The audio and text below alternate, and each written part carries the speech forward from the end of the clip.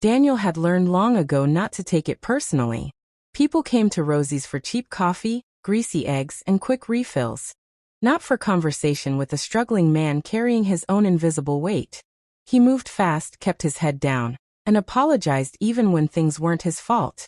If a plate came out late, he apologized. If the coffee wasn't hot enough, he apologized. If someone snapped at him for no reason, he smiled and said, "I'm sorry about that." What no one knew was that Daniel's life outside the diner was far heavier than the trays he carried. 3 years earlier, his wife, Emily, had passed away after a sudden illness, leaving him alone to raise their 8-year-old daughter, Lily. Medical bills swallowed their savings. The small house they once dreamed of fixing up was lost. Now Daniel and Lily lived in a cramped one-bedroom apartment above a laundromat, where the smell of detergent never quite faded. Every night after his double shift, Daniel helped Lily with homework at the small kitchen table. She was bright, curious, and endlessly hopeful. Everything he was afraid of losing. When she slept, Daniel sat quietly, calculating bills, wondering how long he could keep things together. He never complained. He never told anyone at the diner. To them, he was invisible. Most days at Rosie's followed the same pattern. Construction workers joked loudly in the corner booth. Truck drivers stared at their phones. Office workers rushed in and out, barely making eye contact.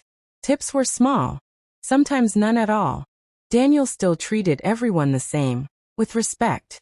One rainy Tuesday afternoon, when the diner was nearly empty, a man walked in wearing a dark coat and carrying a worn leather briefcase. He looked tired but not rushed. He chose a booth by the window and sat quietly, watching the rain slide down the glass. Daniel approached with his usual smile. "Good afternoon, sir. Coffee?" The man looked up, surprised, as if he hadn't expected the waiter to speak so gently. "Yes. Thank you." Daniel poured the coffee and set the mug down carefully. "Take your time. Let me know when you're ready." Most customers would have gone back to their phones. But this man didn't. He watched Daniel walk away, noticed the way he checked every table, refilled sugar jars, wiped counters, doing his job with care no one seemed to notice. When Daniel returned to take the order, the man asked, "Busy day?"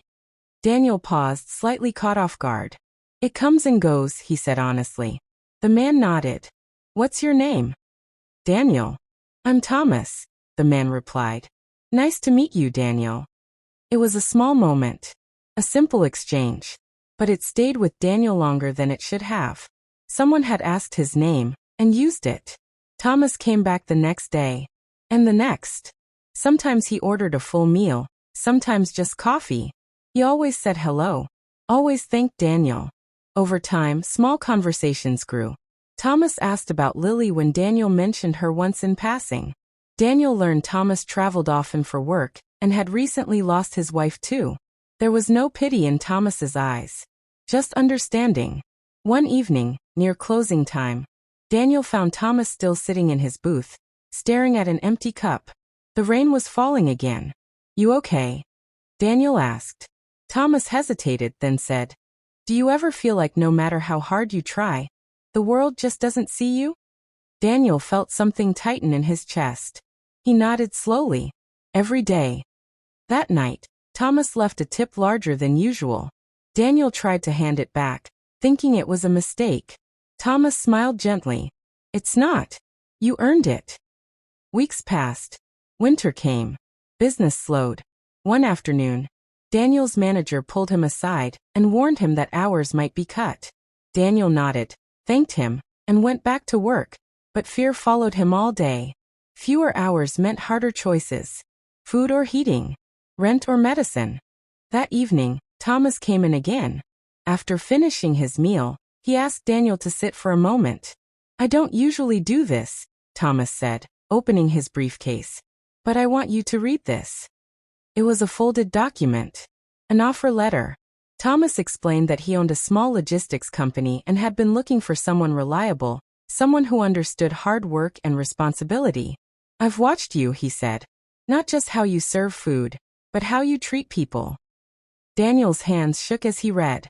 The position wasn't glamorous, but it was steady. Full-time. Benefits. A future. "I can't believe this," Daniel whispered. "You shouldn't," Thomas replied. You earned it long before I walked into this diner. Daniel accepted the job. His last day at Rosie's came quietly. No speeches. Just hugs from the cook and a small goodbye cake Lily insisted on bringing. Most customers didn't notice he was gone. But Daniel didn't mind. Months later, Daniel stood in a small park watching Lily play, laughter filling the air. Life wasn't perfect, but it was stable, warm, hopeful.